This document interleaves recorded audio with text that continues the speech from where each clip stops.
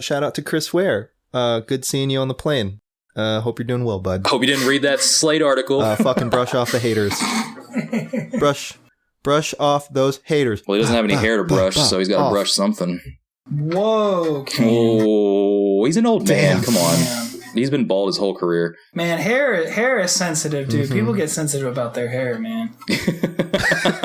You might want to edit that one out, dude. Yeah, I think I'm going to have to edit that out. Wow, that's problematic, Cam. Just start the show with that. I think I'm about to edit that out. Wow, that's problematic, Cam. Yeah.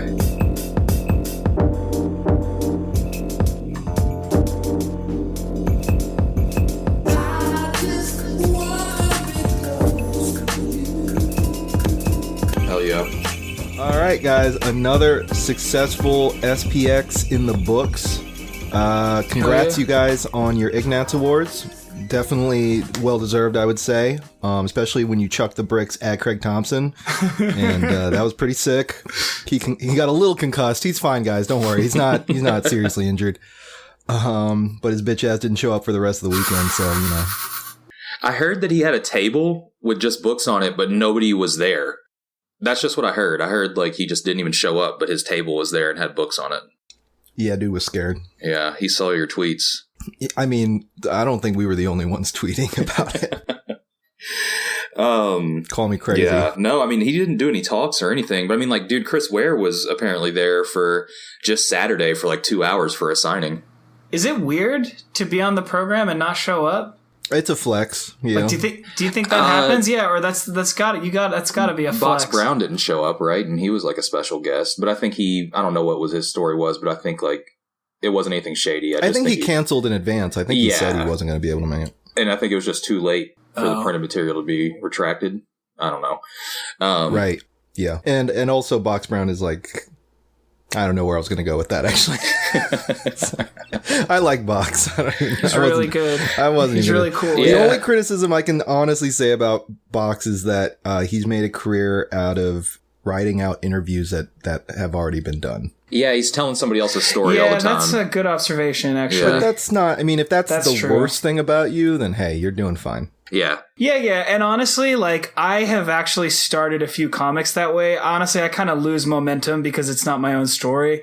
But honestly, I used to do that with old issues of Maximum Rock and Roll. Like, I would find a cool interview and I would like illustrate the interview just because I was too lazy to. Not saying he's lazy, but I'm saying I was too lazy to come up. You hear that, Box? You lazy fucking piece of shit. Right? It's one of the reasons why. Yeah. Well, and also though, respect to Box because he did the story of weed. Yeah, that's his new book, right? The Story of Weed or legalization or whatever. Yeah, I just don't have much interest in. You know what? I don't really. I'm not going to read that one. But as a comic, I just don't care. Dude, Box did also do Retrofit, which is a badass publisher. I don't know if he's so involved now, but Retrofit's done some really cool stuff. So he also has that under his belt. But, you know, enough about that. Obviously, if you're listening here, we did not introduce that we've got special guest Dylan, a.k.a. Drug Dogs, in the studio today with us. Hey, what's up? Thanks for having me. What's up, guys? Damn, you guys are definitely sober. So, yeah. True. So, Stone Cold. SPX was at the time of this recording about 2 weeks ago. I think that's right. A week and a half. No, I think we got back a week from yesterday. Yeah, so it's like a week and a half. This weekend, it was 2 weeks ago. Okay. By the time the show comes out, it was 2 weeks ago. You're right. Yeah, it doesn't matter. Gotcha. Anyway. No, it matters. Someone's going to call us on it. But yeah, we had a good time. We were split between two tables. Luckily, we were in the same kind of square. Yeah, all we had to do was like turn our heads around and we saw each other. Yeah, we got an ass full of each other. Yeah, we're pretty close. Cam, was that technically your table or was it? It was my table. Pat and I got the tables. All right. Yeah. Gotcha. All right. Well, yeah. So yeah, thanks to Cam for getting us a table. Because my ass didn't get one. It's a lotto system if you guys aren't familiar with SPX. So it's very fair, unlike some shows. But luckily we got in and won through what's the phrase I'm thinking of? By crux or by hook or by crook? By Cam. Lottery, yeah, true. Cam, like, is there extra credit for the homework? Is there any extra homework I can do? No, yeah. So yeah, we were split up between two tables, which worked out. Except for you guys. You guys kind of got screwed in the corner there. Yeah. I don't know if you guys want to talk about that. If you want to chime in on that whole experience. Talk that shit. Yeah, dude. we had a good table. Oh, for sure. We had a good table. I mean, it was me, it was Blake Sims, and the aforementioned Patrick Rooks. Patrick Ian Rooks, by the way. Sorry, he likes being addressed Patrick to Ian all Rooks, three. I'm sorry. Yeah. So, anyway, like, normally that might sound a little bit crowded, but that's kind of what I'm used to at this point, is sharing always with 2 or 3 people. But there were these people on the corner, and I don't want to make generalizations about the demographic, but they definitely like remember some different presidents than we do. I'll make some generalizations about that table. They were dragon people. Yeah, dude, for sure. It was like dragon people, and they had these gigantic, ostentatious banners. And that one lady definitely had a fursuit. Oh, yeah. And, like, they were just set up in such a way that it kind of obscured our table, or sort of, like, made it look like their banner was directly behind us. Like, they were on the corner, and they set their banner up to where it was directly behind us. So, like, you know, like, people are going to see this dorky ass, like, dragon and, like, not want to come to our table. So it was kind of a bummer at first, but there was, like, this real passive aggressive war with it. But I think at one point, Patrick, and you can bleep it if he doesn't want to be identified, I guess, but Patrick ended up, like, taking it upon himself and just moving it. Pretty great story, that shit right? rules.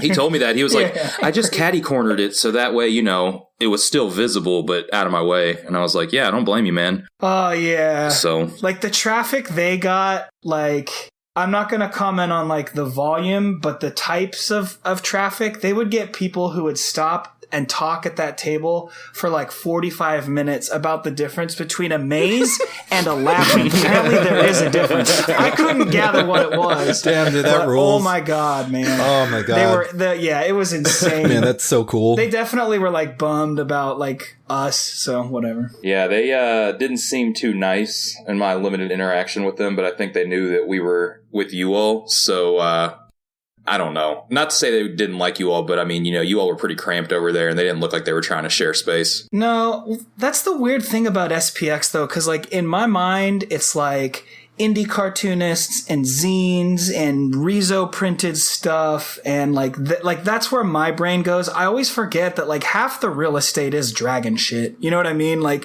when you're walking through, like a lot of it is like that kind of stuff, like to varying degrees of like the same that, appeal. But like, you know what I mean? Like there's a lot of like low level genre stuff is what I call it, like superhero stuff and that kind of stuff. You know what I mean? I promised myself that I would stop being as mean as I am. Well, there goes all our stuff. listeners. So I'm gonna go ahead and I'm gonna go ahead and pause here and not really air my feelings about those Who did people. you promise that to? Yourself? To myself. Oh, okay. Yeah. I didn't know if the only said person something I care about. Okay. God.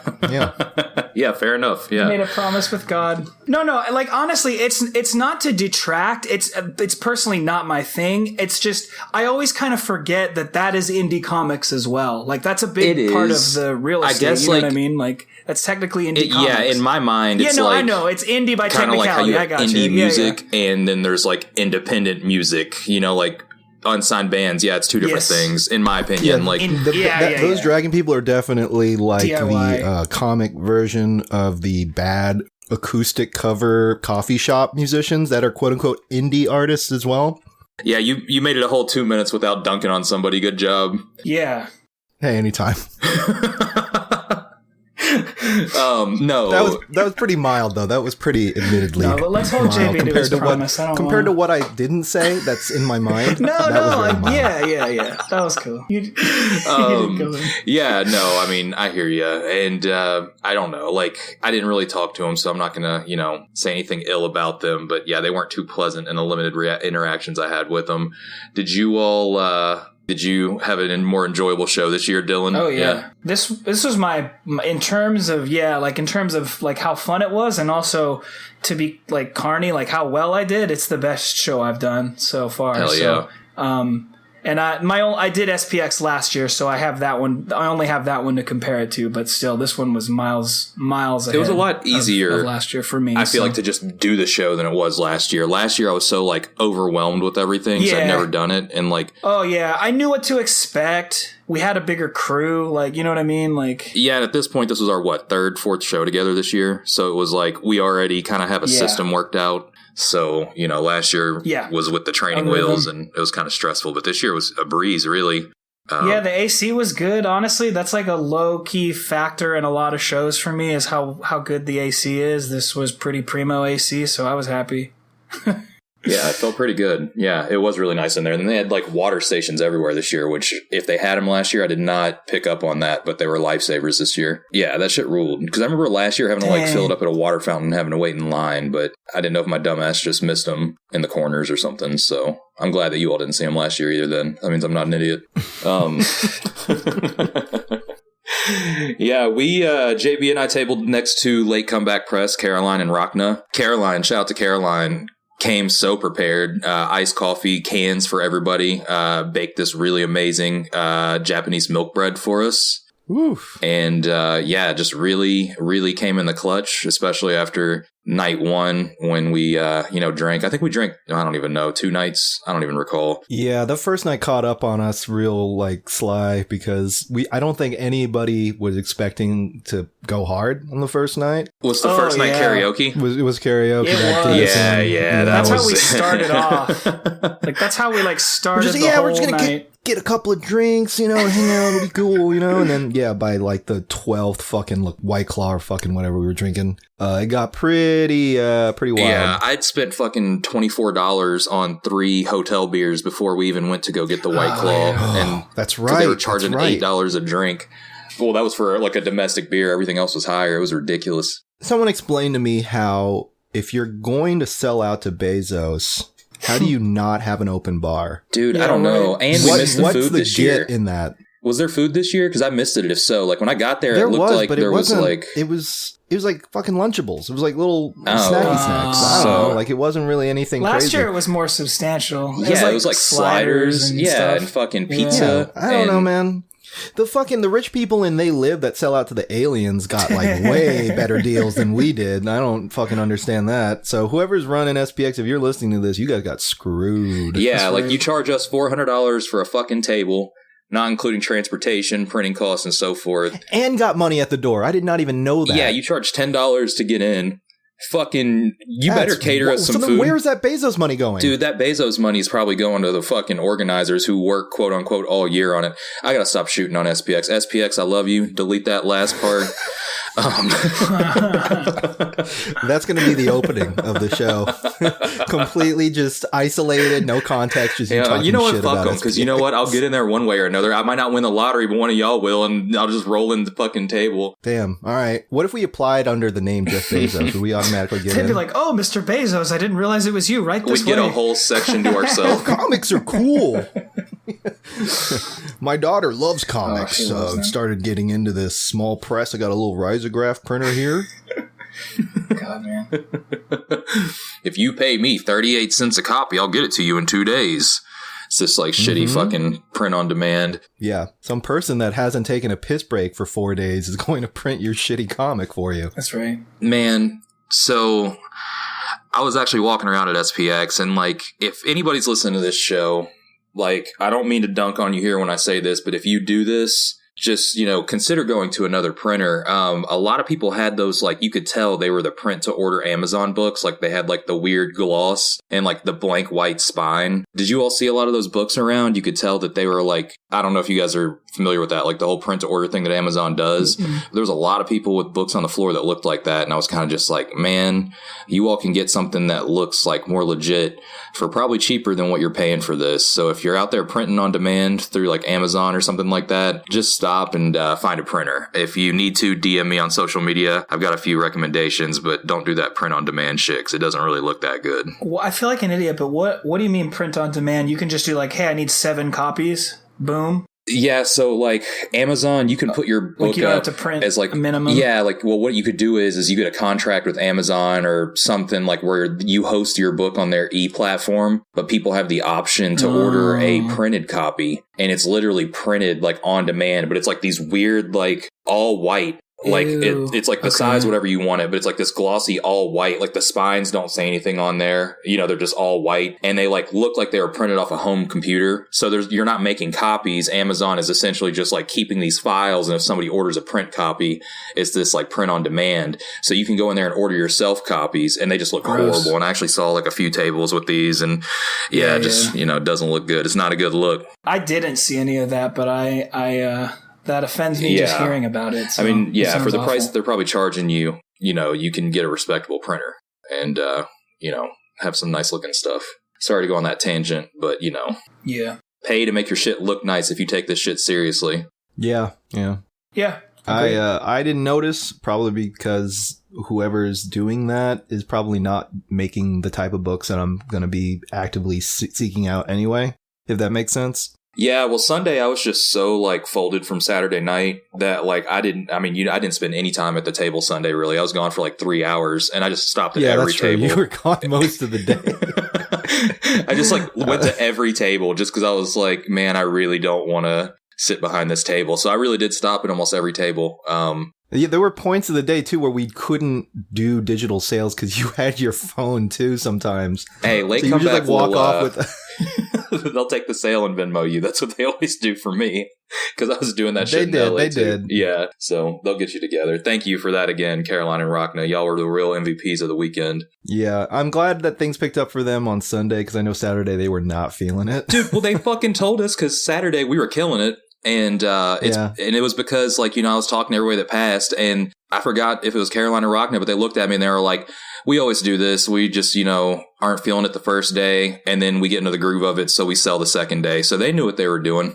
Interesting. Yeah. I like their stuff, though. Well, I was saying off air earlier that I finally got to read Rachna's Phases, and I was really, really impressed by it. And I know you have, Cam, talked about it quite a bit on the show before, but just want to reiterate that it is fucking amazing. So if you haven't picked it up yet, go check it out. It's on latecomebackpress.com. And if you haven't picked up my book, Living Space, it's on there too. So just, you know, throw some ducats. Oh, yeah, I did finish that as well. It's shit. Don't fucking buy it. Yeah. It's fucking trash. Really, it sucks. Horrible. Trash. No, it was really good. I really liked it. I really loved 20. I think I already told you that because I got that back in cake. Yep.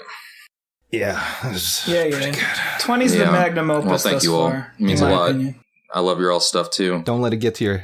Sure. Don't fucking take that to your head. Oh no, I know whose coattails I'm riding. It's okay. Oh yeah, do not. That's right. And that's right. His name is Blake Sims. Hell yeah, Blake. Woo. Country boy, country strong.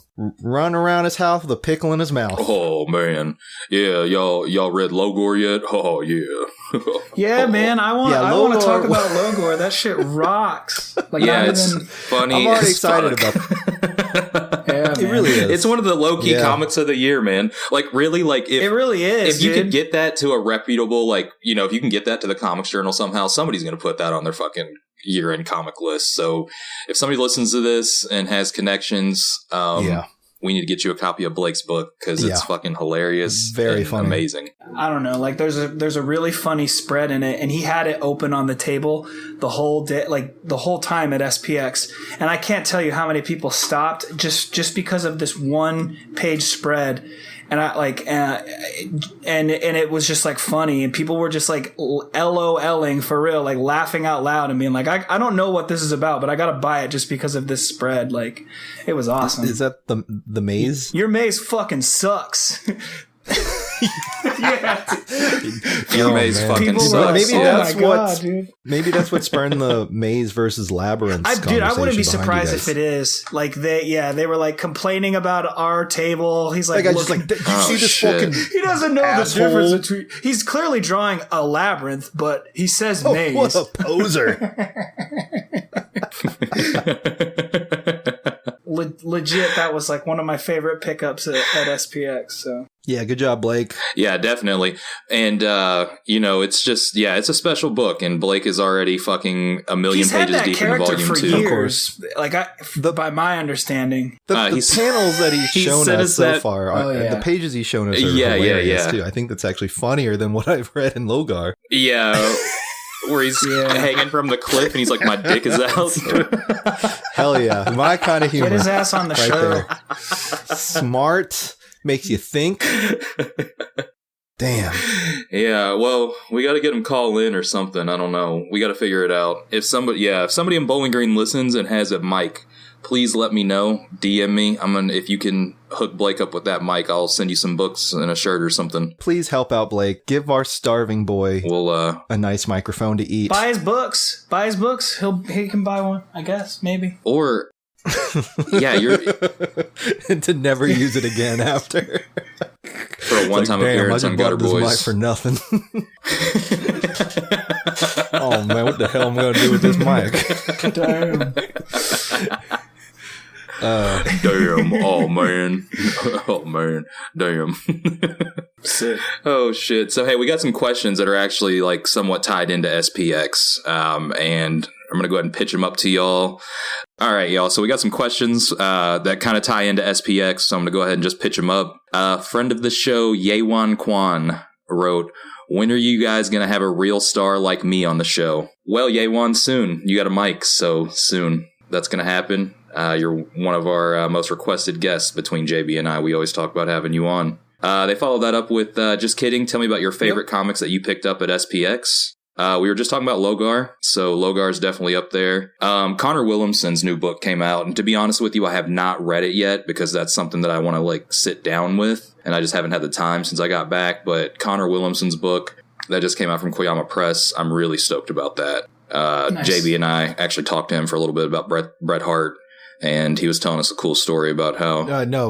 correction, you talked to him about Bret Hart. I just stood there and nodded. Okay, well, somehow you were brought up. I don't even remember. Yeah, I talked to him about Bret Hart. He was a cool dude. So that was one of my favorite comics that I got. So guys, though, what else? What were your favorite comics that you picked up at SPX? I got some stuff from this artist named, and I might mispronounce the last name. I'm kind of a recent convert to their work, but the name is Roger Bignon. It's a Philadelphia-based artist. Looks like representing a company called No Man Illustration.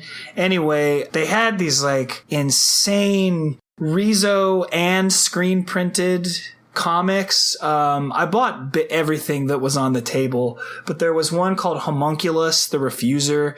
I'm like not going to be able to do it justice by the way that I talk, but Yewan specifically, I think you would actually get a lot out of this artist if they don't already know them, just because of all of the uses a lot of cool printing techniques. But I really enjoyed the work of the books I got from Roger Bignon's table. And then there was a book called Bloodrick by an illustrator named Andrew. I'm going to mispronounce the last name, but it's like Cronky. It's a Chumline illustration on Instagram, but it was basically just like kind of has like a Frank Frazetta, just kind of like warrior, like Crom and Conan, but a little bit darker kind of warrior vibe. Just very kind of reminiscent of an artist. Like, I don't know, a good reference point might be like Daniel Warren Johnson or something like that, where lots of like movement and just like debris and, viscera, like skeletons and guts and stuff. It was really cool. Those are probably my two favorites that I picked up. Hell yeah. JB, what'd you get, man? None of your fucking business. All right. I got next question. So the Connor book, I'm still kind of working my way through that. I mean, we already, I don't know if we've even mentioned this, but Nick's book, Midnight Skater 98. Oh, yeah. At our table. Yeah, shout out to Nick for giving us that. Sorry you couldn't be there, man. Glom Press, they had a table out there. That's where I met Tommy Parrish. I got a book by them. I believe it's their first one that they released, called Perfect Hair. I also got another book on there. Is it Tommy? Yeah. Whatever. Anyway, the other book called Cutout, which I thought was really good, by this dude Hawkins. Really, really beautiful book. Very interesting looking. Let's see. I got a couple of zines from this girl Kendra Kendra Counts.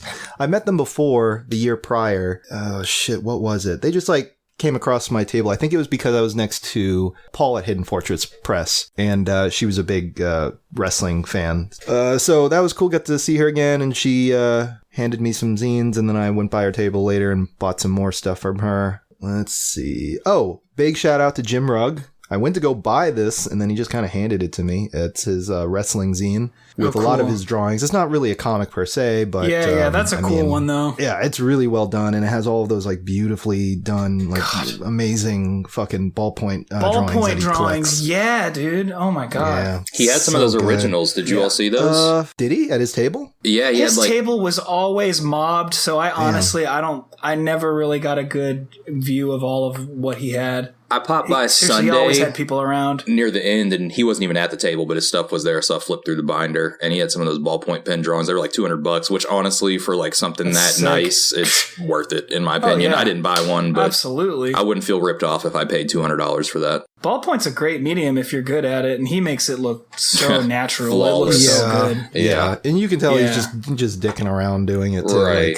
For sure. Have you all seen that one that he did for that movie Drive, where it's like Ryan Gosling at the arcade machine? Yeah. Dude, it's so sick. It's all ballpoint. It's so fucking sick. All of his ballpoint drawings are just really beautiful. I remember one year, I don't know if I've talked about this before, but a couple years back at Heroes, he got a commission to do a Doctor Strange commission. And he basically was making a series of commissions that were all 3D using, I believe, 3 different colored ballpoint pens. And then each commission came with a pair of 3D glasses. Oh, wow. And he showed me his notebook of drawings that he had sketched out to kind of like perfect the 3D effect. To make, to show like depth and whatnot. And, and it's just like pages of drawings of just these like amazing, immaculate drawings using, 3 different. He had those like the types of pens you would find at like book fairs when you were in like where it's like different colors, you push down a different button. Sick. Yeah. Yeah, wow. That's what and those are like so cheap and shitty. Like those feel so cheap to hold. Yeah, they are. Yeah. So he uses those all the time, and he showed me the sketchbook, and I was just like, dude, this is like a day's worth of drawing, just straight nonstop drawing. And I remember this still sticks in my head as like quintessential Jim. He like looks back and he's just like, oh yeah, I just really love drawing, and he just smiles. It's like the most genuine answer, but then you're looking at all these like pages and pages of insane drawings. You're just like, yeah, I guess you do. Like, this is fucking bananas. Real talk though, like this thought comes to me a lot when especially when I get really discouraged about like comic work. Mm-hmm. Like I always do have to kind of remind myself like, oh yeah, like I actually just like at the end of the day, like I just really love to draw, and I always am trying to like get back to that. And I often sense that in Jim's work of like, there's a joy to just the act of drawing, not putting together a story and not like creating finished pages, but just like putting, pen to paper, like, and just fucking just the act of drawing is something that he loves doing. And yeah, it's super easy to get caught up in the fucking rat race of like trying to meet these. Like I need to have a new book out. I need to have shit out. Like, exactly. Like, you make up these like fucking goals, and then you make up these like deadlines, and half of them are arbitrary, and you end up just like stressing yourself out needlessly. But at the end of the day, it just should be something that you enjoy doing, because God knows we're not fucking doing this for the money. So right. Like if I am home and if I have like a week off of work, first 2 days I'm gonna goof around and play video games and clean and do all the things I can't normally do. But then when left to my own devices, it's only a matter of time before I pick up a pencil and start drawing. Like it's what I like am wired to do. And so like the rat race deprograms you from that, from like wanting to do it versus like having to do it. Right, exactly. And so like, And I always see you at shows drawing in your sketchbook. That's something I try to. Yeah, I don't even do that. Like I've completely just almost, I don't want to say lost interest in it. Obviously, I still love drawing, but like at these shows, like the last thing I want to do is just doodle in a sketchbook, which is really kind of sad now that I think about it. Nah, man, I'm standing up and selling, baby. I'm there to make money. Not to keep bringing Blake up, but honestly, Blake is the dude who kind of made me realize, like, yeah, dude, like, I don't know, like Blake is always drawing. That's right. Like, that's true. He cranked out like 10 logo drawings at SPX that could work as like legit spot illustrations. But him and Pat, I'm always they're so like inspired. Yeah, like him and Pat are always drawing. Dylan, you're always drawing too. Pat's like the child prodigy of our group, and Blake's the wise elder that still draws all the time. Dude. Yeah, the veteran. There you go. So yeah, it's pretty crazy. Both of those guys phenomenal. He's the senior gemstone of our little clique. He is. Right, there you go. So we got another question from Paul Along the Watchtower on Instagram. He said, are we ever going to get a Gutter Gang collaboration comic? No. We kind of did. We just... No. Yeah, kind of. Pat just put out something for SPX called Seduction of the Innocent, and we all had pieces in it. You know, I helped with some of the coloring and stuff like that, and did the back covers, and everybody had some stuff inside of it. And then also, by the time this comes out... On newsprint, yeah. And by the time this comes out, it's a secret right now, and I'm not even going to post about it on social media until October 1st. But there's going to be a Halloween zine. I've got like 5 or 6 pages in. Pablo Vigo Pablo has a really nice 9-page horror comic in it. And I think all the familiar Gutter Gang faces are going to be in there too. So those are 2 collab comics that we've dropped in like a month. As far as like collaborating with each other, I don't know. Do you guys think that'll ever happen? Like, you know, writing and drawing for each other. We all kind of do our own thing, you know? I wouldn't mind it. I'm actually... I'm not opposed. Saying I'm opposed to it. I'm into the idea. I think it's just a matter of finding the right time when all of our schedules kind of sync up where we could do it. Yeah. I don't know. I'm down for it, though. Maybe next year. Yeah, we'll see what happens. Maybe we'll get something going. I'm percolating about what's going to happen next year. I'm trying to assemble something for next year, so... Cool. We'll see what happens. You know, I feel like that unfinished Momofuku book was going to be kind of like that. Blake did pages for that. Yeah, he finished his story within a month after we fucking did the whole thing, and it looks great. 2 color, like he made it. He set it up to be Rezo printed and everything. Like it's ready to go. Yeah, he got it done in a weekend. Yep. Sounds about right. I talked about it so much and didn't do anything. I've got mine all thumbnailed, but never did it. So, you know, I'm just as guilty more there. Than me. All right, we're going to take a real quick break here. And when we come back, we'll answer some more questions. What if I just isolated just the parts where we were saying bad words? This is the whole episode. Fuck, shit, hell, tits, shit, ass, fuck, dick, ass, fuck. Damn, hell ass damn. We'll be right back. Meanwhile, in Sunnyvale, hot on Catwoman's trail, Batman and Robin go to Comics Conspiracy. This Catwoman comic may have the answers. Not so fast, Cape Crusader. Catwoman. Don't count on the boy Wonder's help. He's occupied. You've fallen into my trap. I knew you'd be distracted by Comics Conspiracy's vast selection. Now you're mine, Batman. Holy baloney, Batman. What should I do? Take the night off. Meow.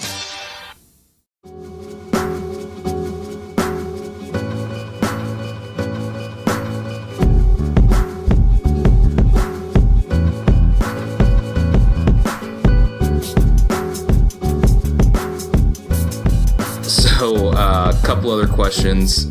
This one is not comics related, but, you know, I've been playing the Zelda remake, so it's fitting. Hope is... Hang on, how do I read this? Hope is Abel doesn't find this. Hope Isabel doesn't find this. Wrote in. What's the next remake that you want for the Switch? Okay. Yeah, we were kind of talking about it before the show, and Dylan said it, and it was my answer too. We're gonna go remake, or could it just be a straight up like reissue, like report? I guess this came out with the new Link's Awakening port, so it'd probably be something like that. Right. And I would, I think we were both talking about it. I would have to say Earthbound. Yeah, I think Earthbound is the clear choice. I would also really, really like a Star Fox game that's pretty much just like 64. None of this getting out of your spaceship and walking around bullshit. I just want pure, dogfighting in space, talking animals action.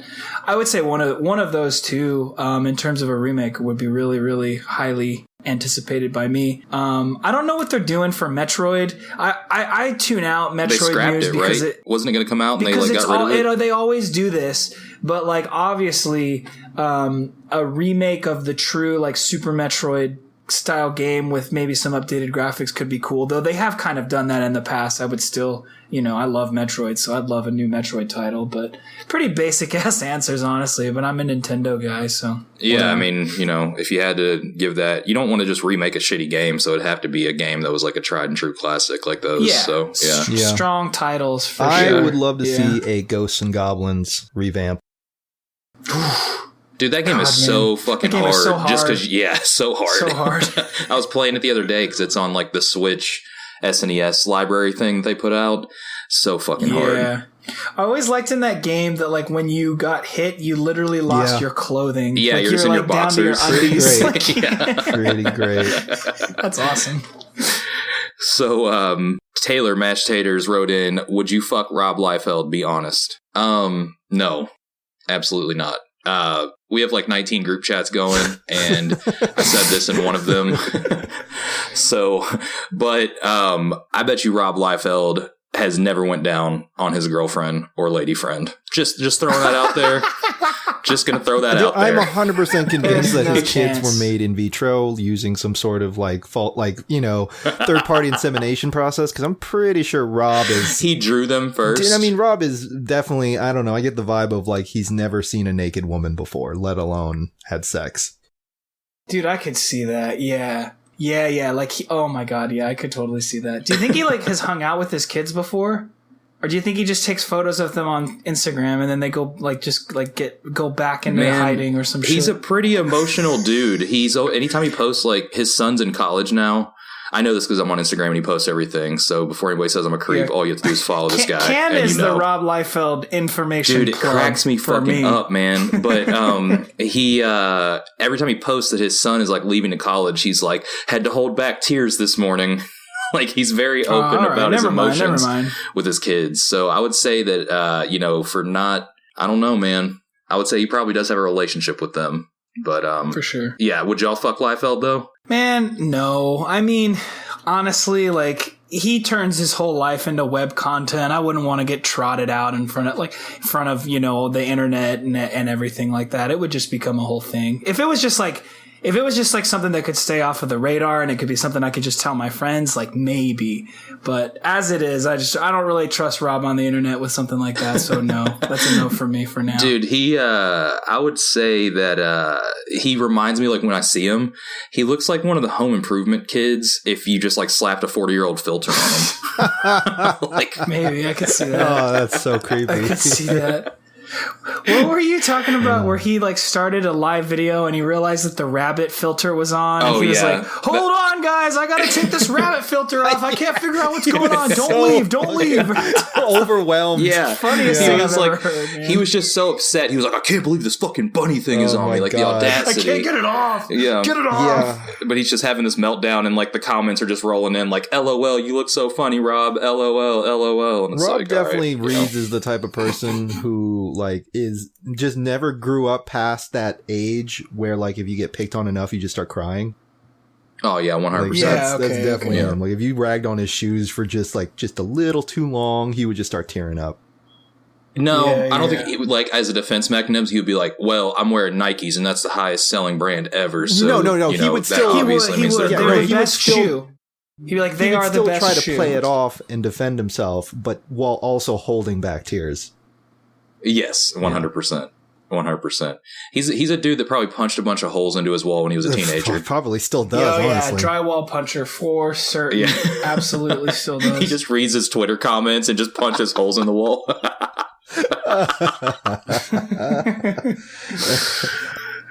Oh, he calls up Ryan Reynolds. God. Yeah, go ahead. Oh, no, I'm sorry. It's just sort of unrelated, but I forgot to mention we got to meet some friends of Late Comeback Press, Homie House Press.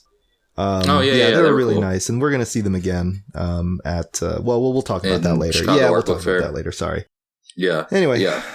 A couple more questions, kind of relating to the one earlier from Yewan. Then we got one more from Yewan after that to close it out. Sean Knickerbocker, who wrote and drew Rust Belt, actually wrote in, what was the first comic you read after SPX? So when I got home, I actually read Frank Santoro's new book, Pittsburgh, and the new issue of Bubbles. Those were the first two things I made sure to read. Nice. Yeah, what about y'all? let's see. I got the Henry and Glenn Forever and Ever compilation book. That's got like a bunch of different artists. On the drive home, I was just kind of flipping through that. I think the last one I read was one of the Josh Baer comics. But then when I was actually like back home, I would have to say that the first comic that I really sat down with was probably Logor. Yeah. It's awesome. For me, it was Perfect Hair by Parrish, and then rereading Logor, and then finally getting around to reading Phases, which I did not pick up at SPX. I actually got that. Whoa, that was, I guess, what, Zine Fest? Cake or CZF? Yeah. CZF, they weren't at Cake with us. I think it was, And then rereading 20 by you, Cam, and I think that's it. Yeah. Hell yeah. Okay. So, Ye1 also wrote in with, what is the best post-show meal you've ever had? Mm-hmm. Getting down to the nitty-gritty. Yeah. I mean, it'd have to be Momofuku, right? Like, it'd have to be. Yeah. Like, we've done that both times after SPX, and it's just amazing food. I mean, I can speak for myself when I say that. I'm assuming you guys probably feel the same. Yeah. No question. Izzy's Bagel, right next to the hotel in Bethesda for SPX is really good, but that's technically a pre-show meal. But they've got the best breakfast bagel sandwiches I've ever had in my life. So that whole thing about the Northeast having the best bagels because there's something in the water or whatever, it's got to be true because it just tastes better. Wait, do people say that? Apparently, they say it's the water up there that makes the bagels so good. That's what I've always heard. Wait, what? Wow.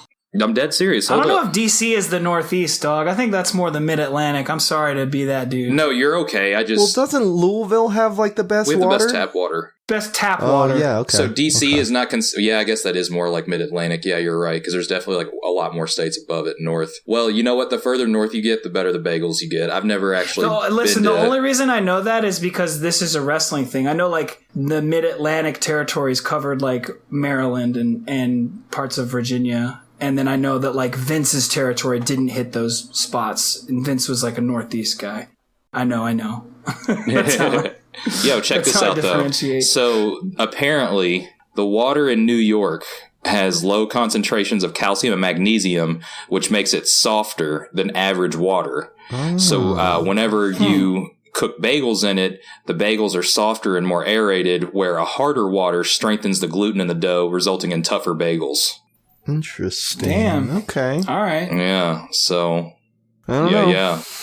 But yeah, no, we went to Momofuku again this year. They actually have the painting from the Royal Tenenbaums in there, the one where everybody's on four-wheelers. Eli, is it Eli Cash's paintings? I think. Was it there last year? I didn't pick up on it if it was.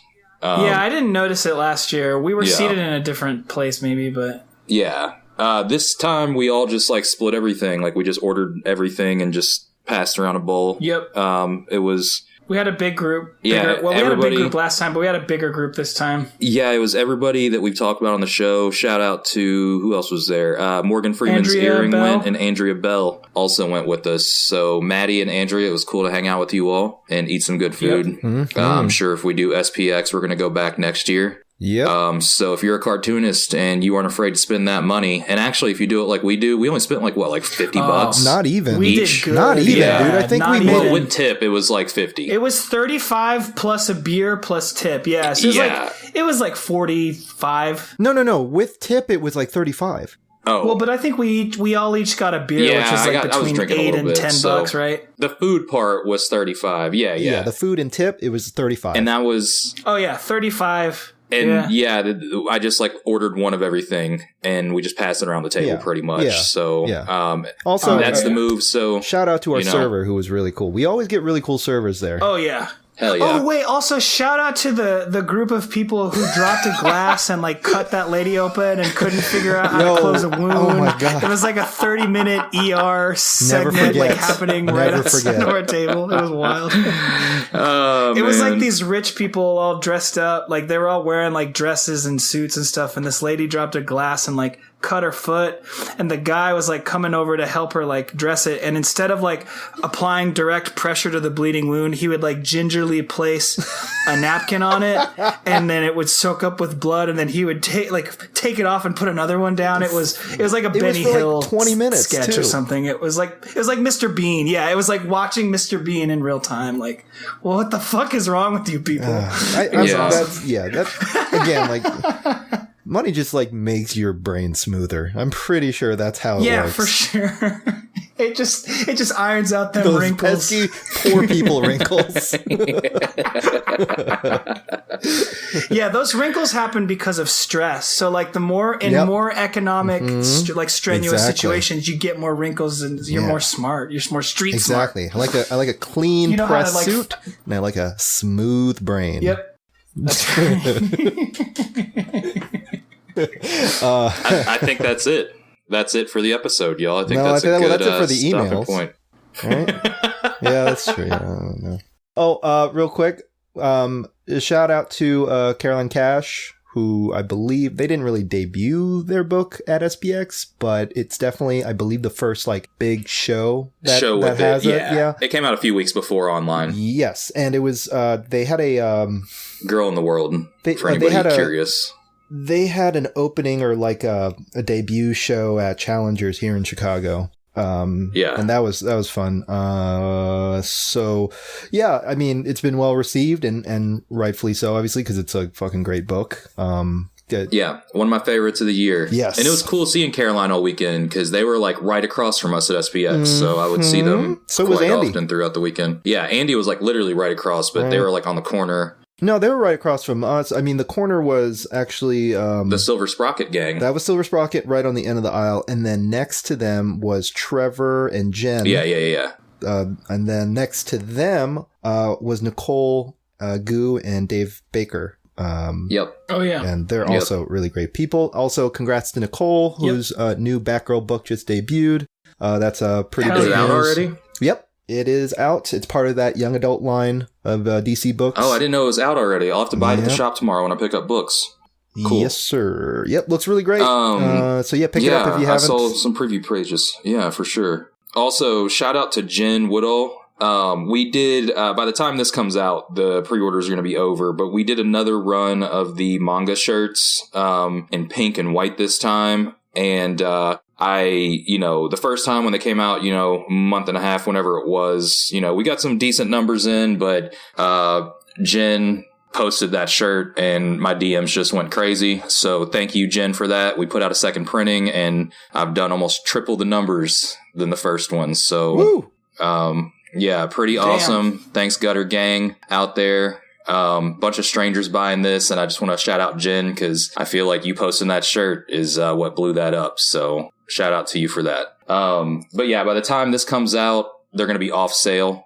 But there might be extras, right? You might order some extras to sell later. If I do extras, they're going to be at shows only. I don't want to mess with online orders for that. There will be tote bags as well. I'm not going to put those online though. Those are going to be show exclusive, I think. I just feel like they're going to sell better at shows. If you want a tote bag, DM me and I can work something out with you, but I don't think I'm gonna. I'm still on free Big Cartel, so I can only have 5 items in my store. Amazing. I'm not gonna put the totes up. Hell yeah. So if you want one, DM me and I'll work something out with you. Yes, and actually that's a good segue into we have 2 more shows. Well, Cam, you have 1 more show. I have 2 more shows. I know, Cam, I think you had already planned on doing this book fair show anyway, right?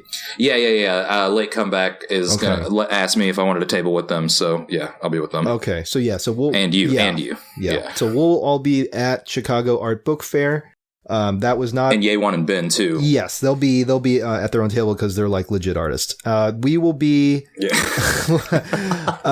we'll be with Late Comeback. This is not a show I had initially planned on doing, so this will be a last-minute show. Also, I will be at Short Run in Seattle with Really Easy Press. For those not familiar, Really Easy Press is run by Eric Schneider Gutierrez.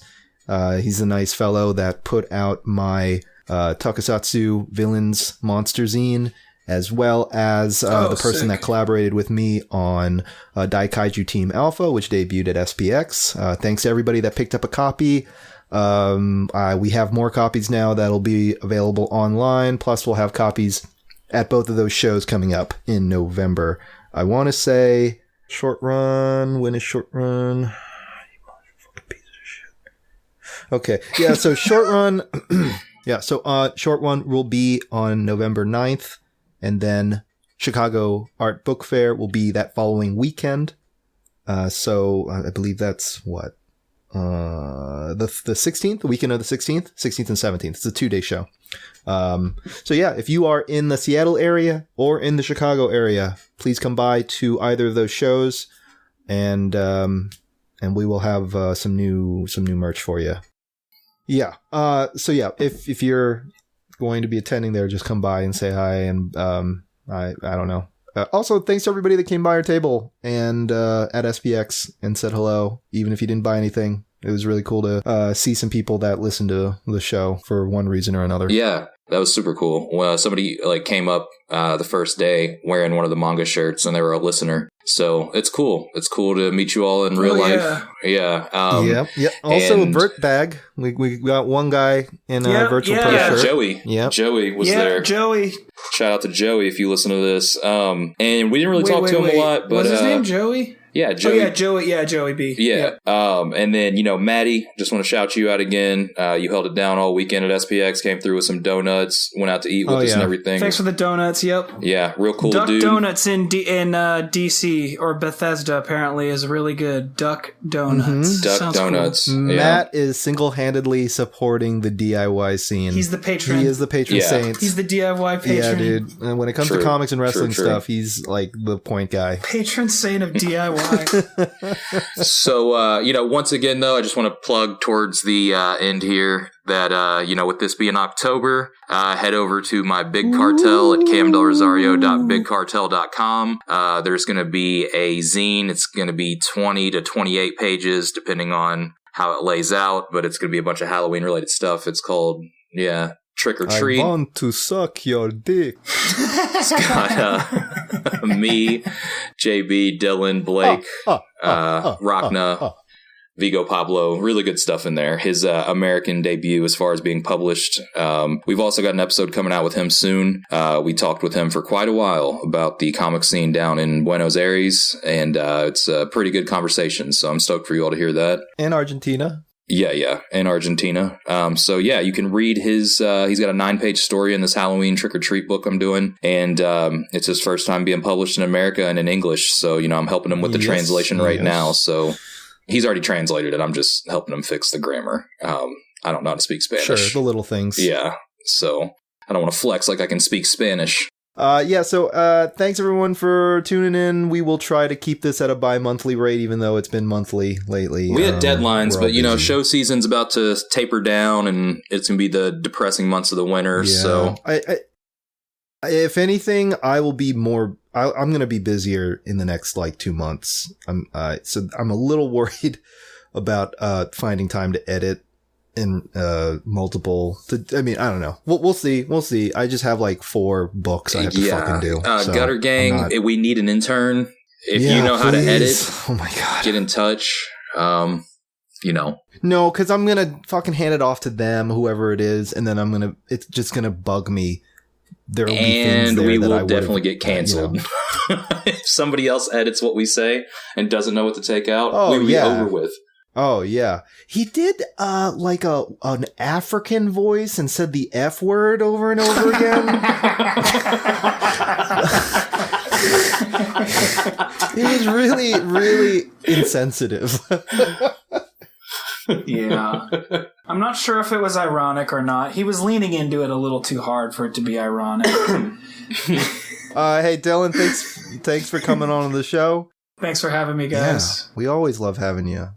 What was this? 2, 3 times now. Third time's a charm. Is it the third? Really? Wowzers, man. Yeah. So if Blake did get a mic, then we can get some value out of it. He can come on too. Dylan and Blake just come on and co-host with us all the time. I love editing.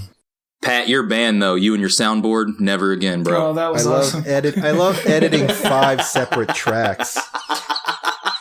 Oh, yeah, but that was awesome. Hell yeah, that's good times. Oh, shit. Well, that's it. All right. Mama told me not to, I did anyway, misbehaving. Daddy said don't, but I said I'm gonna misbehaving. Eyes on the windowsill, swimming in the creek. Catching crawdads and playing with a stick. I wore lipstick. And I got caught shaving. Just two little country kids outside misbehaving. Teacher said don't, but I said it anyway, misbehaving.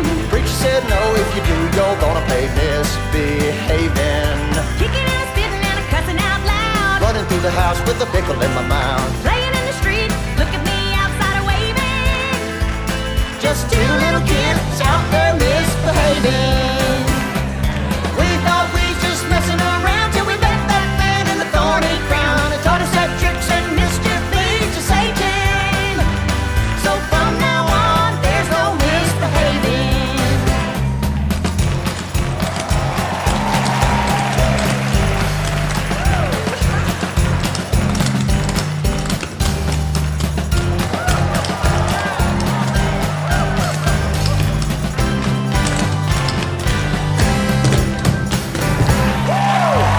Mama wants to look how I've been good, now I'm behaving. Daddy, won't you listen? Don't go missing. I'm behaving. Comb my hair and I brush my teeth. I make my bed and I eat my greens. I wash my hands to keep away from Satan. So no more tricks and no more misbehaving. No more tricks and no more misbehaving.